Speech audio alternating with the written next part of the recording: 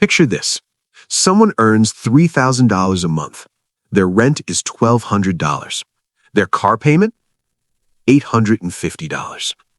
And every single morning, they wake up, look at that car in the driveway, and feel proud. Not stressed, not regretful, proud. Why? That one question is going to change the way you see yourself and everyone around you by the end of this video. We've all seen it. Maybe you've done it yourself. Someone pulls up in a car that clearly costs more than their lifestyle can support. Brand new, fully loaded, rims gleaming. And somewhere in the back of your mind, you think, how does he afford that? But here's what nobody talks about. Buying a car you can't afford has almost nothing to do with the car. It's not about horsepower. It's not about leather seats. It's not even about the brand on the hood. It's about something much deeper.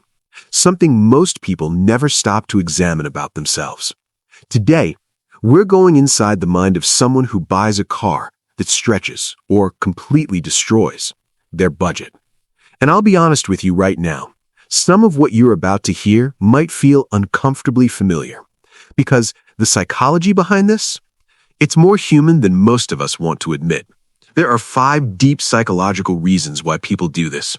And by the time we reach the last one, I think you'll see yourself in a way you never expected. Let's get into it. 1. Status signaling. Humans are obsessed with status, not because we're shallow or vain, but because biologically, status used to mean survival. That instinct didn't disappear when we built cities and invented credit cards. It just evolved. And in the modern world, few things signal status faster than what you drive. A luxury car communicates without a single word, "I've made it." You just pull up, step out, and people assume. They assume you're successful. They assume your life is working. Every time someone glances at your car with that approving nod, your brain releases a hit of dopamine. It feels good to be seen as successful, even if the bank account tells a completely different story. Now think about this honestly. The last time you were impressed by someone's car, what did you immediately assume about them? That assumption right there is exactly what the buyer was counting on when they signed the paperwork. 2.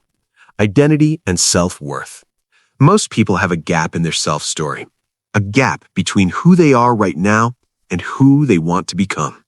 Maybe they grew up with very little. Maybe they've been underestimated their whole life. And here's where it gets fascinating. The car doesn't just become transportation. It becomes a prop in the identity they're trying to build. Drive a BMW and suddenly you feel like a different person. You walk differently. You carry yourself differently. Psychologist Russell Belk called this the extended self, the idea that we use objects to express and complete our identity. So when someone says, "I can't afford it, but I deserve it," what they're really saying is, "This is who I'm becoming. And I need something to prove it, to myself and to the world." That's not vanity. That's the ache of someone trying to become more. And that is deeply, painfully human. 3. Emotional compensation. Sometimes people don't buy expensive cars because life is going well. They buy them because something is going terribly wrong. Psychologists call this compensatory consumption. When we feel pain in one area of life, we try to fill it with something that makes us feel powerful again. Think about the man who just went through a painful divorce.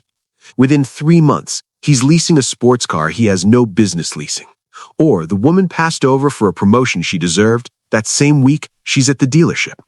It sounds irrational, but it's not. It's pain in disguise. The car becomes proof.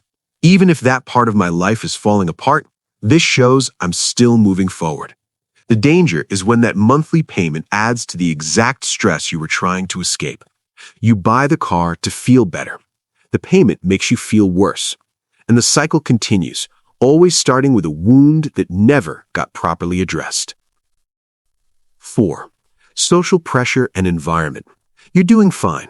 Practical car, decent job, stable life. Then your circle starts changing. A friend buys a new car, then another. Someone shows up to dinner in something that makes your car feel embarrassing to park next to. Nobody says a word, but you feel it. That invisible comparison. That quiet voice saying, Everyone is moving up, and I'm standing still. Sociologists call this reference group influence. We don't measure ourselves against the whole world. We measure ourselves against the people closest to us. And when that group starts upgrading, staying where you are doesn't feel responsible anymore. It feels like falling behind. Research confirms this. People are more bothered by having less than their neighbor than by having less in absolute terms. The pressure is real. It's social, tribal, and ancient.